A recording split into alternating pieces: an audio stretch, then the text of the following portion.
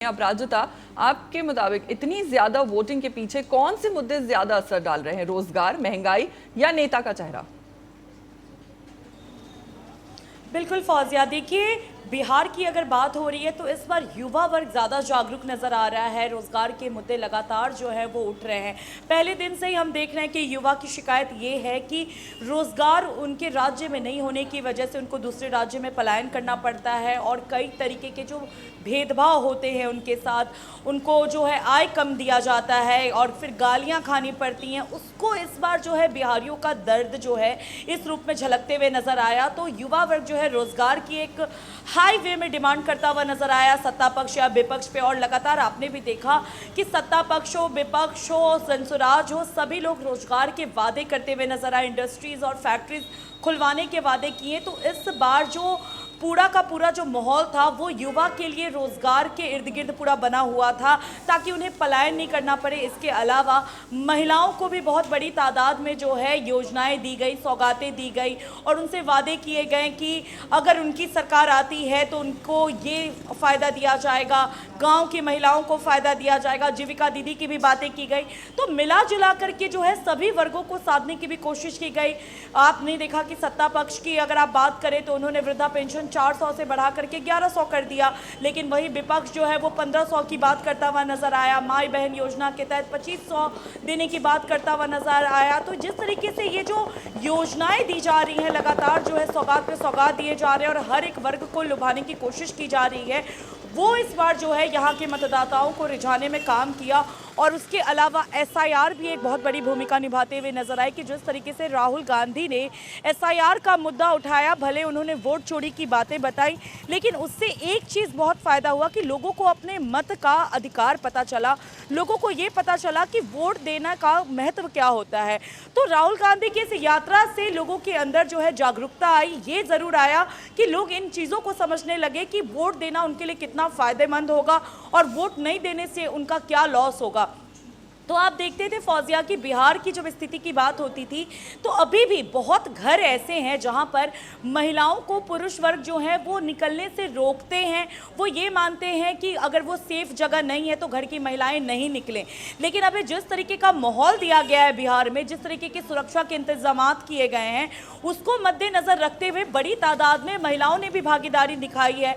गाँव से भी महिलाएं निकल करके आई हैं और वोट दी हैं क्योंकि उन्हें सुरक्षा महसूस हुआ। इसके अलावा जिस तरीके से चुनाव आयोग ने जो 17 नए प्रयोग किए हैं और उन्होंने इसको बोला भी कि अगर ये सफल रहा, एसआईआर की प्रक्रिया जो है वो बिहार की धरती से शुरू हुई, इसके अलावा बंगाल से लेकर के यूपी में भी चुनाव है, तो उन्होंने ये भी कहा कि अगर ये योजनाएं सफल साबित होती हैं तो ये प्रयोग जो है सभी राज्यों में किया जाएगा चुनाव के दौरान। तो ये कहना गलत नहीं होगा कि जिस तरीके से बिहार में लोग जो है बाहर निकल करके बड़ी तादाद में वोट देने के लिए आए हैं, इसे एक सफल योजना के तहत माना जा रहा है और ये अब पूरे देश के राज्यों में लागू किया जाएगा, ये कहना गलत नहीं होगा। इसके अलावा हमने ये भी देखा कि जब हम वोट पोलिंग बूथ पर मौजूद थे तो उसमें जिस तरीके से हर एक वर्ग के लिए सुरक्षा के इंतजाम करवाए गए थे।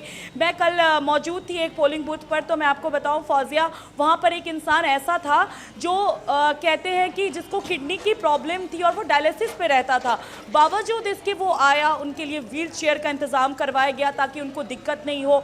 और उन सबको मद्देनजर रखते हुए ये भी देखा गया कि कौन से इंसान ऐसे हैं जिनको ज़्यादा ज़रूरत है, तो उनको पहले वोटिंग करवाने में सारे जो स्थानीय लोग थे उन्होंने भी उस पर कोई आक्रोशित नहीं जताया और उनको वोट पहले देने दिया। तो ये जो इस बार व्यवस्था की गई है, इस बार ये होड़ नहीं है कि हम पहले जाएंगे तो वोट कर करके निश्चिंत हो जाएंगे। इस बार लंबी लंबी लाइनें नहीं लगी। जो भी नेत्रहीन लोग थे उनके लिए ब्रेल सिस्टम का भी यहाँ पर पूरा व्यवस्था कराया गया। तो मिला जुला करके दवाइयों से लेकर खाने पीने तक की व्यवस्था कराई गई। तो ये जो व्यवस्था कराई गई वो बहुत सजग थी, वो लोगों को बहुत ज़्यादा ही आकर्षित की। और एक व्यक्ति अगर सुबह में 7 बजे वोट देने गया तो वो अपने अगल बगल वाले को बताया, क्योंकि लोग पूछते हैं कि कैसा था व्यवस्था, उसको मद्देनजर रखते हुए कई महिलाएं ऐसी थी जो घर का काम करने के बाद वहां पर गई और आराम से वोट देकर के आ गई। तो इसे इस बार जो 2025 का जो बिहार का चुनाव है उसको सफल माना जा रहा है, चुनाव आयोग के प्रयोग को सफल माना जा रहा है। लेकिन हाँ, कुछ जगह ऐसे थे जहां पर दंगे की बातें सामने आई, लेकिन वो नेताओं के बीच में था, जो अभी भी चल रहा है। आरोप प्रत्यारोप का सिलसिला अभी भी चलता हुआ नजर आ रहा है।